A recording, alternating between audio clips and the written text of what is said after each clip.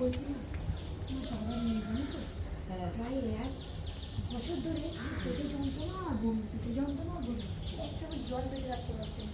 3-3 বার ভর্তি হলো, হ্যাঁ 3-3 বার ভর্তি হয়েছে, কালকে আবার ভর্তি হয়েছে। রিপোর্ট পুরো পরিষ্কার, রিপোর্টে রিপোর্টে কিচ্ছু নেই। দাদার মেয়ের নাম গোত্র আর দাদার মা, মানে ওই মেয়ের যে মাকে মা বাবার নামটাও দিবি আর গোত্র দিয়ে যাবে আমাকে দিতে।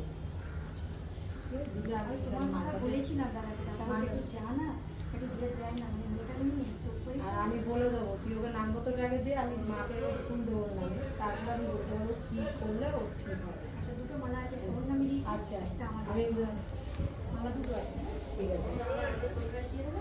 আর একটা ওই মেয়েটার নামে ঠিক দিয়ে আছে। এখন মা শাড়ি চেঞ্জ করবে তো, আচ্ছা, একজন বলুন, একজন একজন বাচ্চা